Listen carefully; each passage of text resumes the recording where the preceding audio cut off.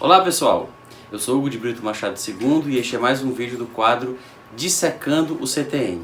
No vídeo de hoje trataremos do artigo 29 do Código Tributário Nacional, dedicado ao Imposto sobre a Propriedade Territorial Rural.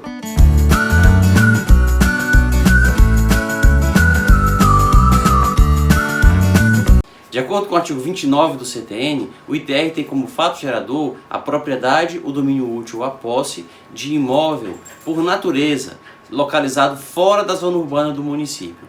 Quando o CTN se refere à propriedade, domínio útil ou posse, está fazendo remissão ao fato de que o que importa é economicamente o contribuinte deter o poder sobre o imóvel como se proprietário fosse.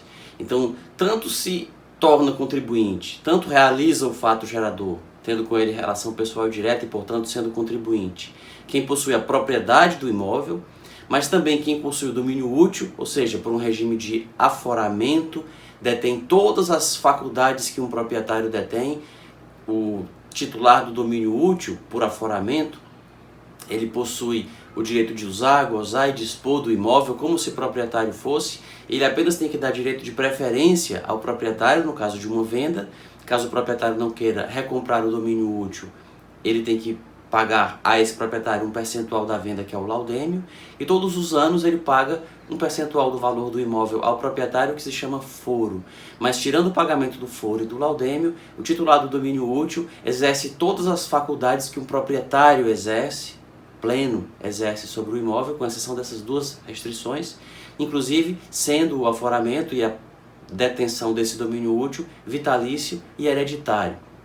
Quando o titular do domínio útil morre, ele transfere o domínio útil para os seus herdeiros. Então, como a detenção do domínio útil de um imóvel por regime de aforamento coloca, de fato, na prática, do ponto de vista econômico, o titular do domínio útil na mesma condição de um proprietário, revelando a mesma capacidade contributiva, também se considera fato gerador do ITR a detenção do domínio útil. E o mesmo pode ser dito da posse.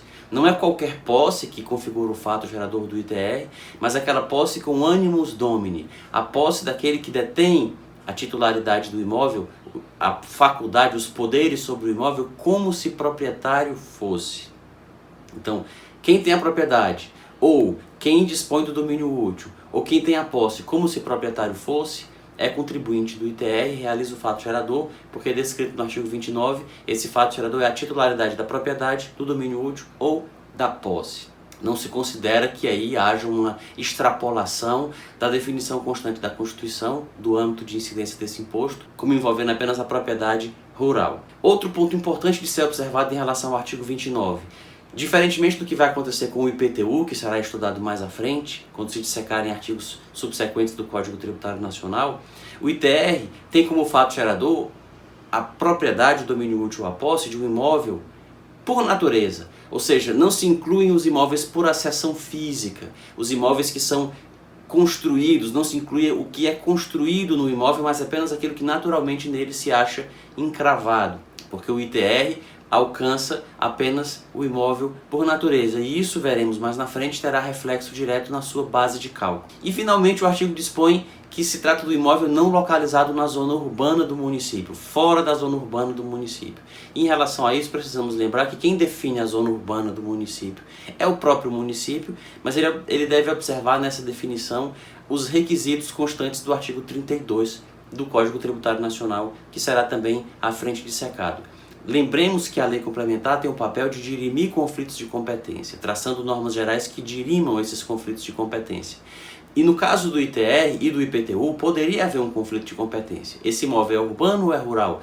Ele será submetido ao ITR ou ao IPTU? Então o artigo 32 do CTN dispõe sobre critérios que os municípios devem observar quando delimitam a zona urbana, para separar assim aqueles imóveis sujeitos ao ITR e os imóveis sujeitos ao IPTU. Em próximos vídeos continuaremos tratando do ITR, do artigo 29 e de artigos seguintes que tratam dele. Se tiverem interesse de acompanhá-los, não se esqueçam de se inscrever no canal, de curtir este vídeo e de comentar na caixa de comentários o que pensam a respeito do ITR, de sua base de cálculo ou de aspectos gerais relacionados ao CTN. Até a próxima!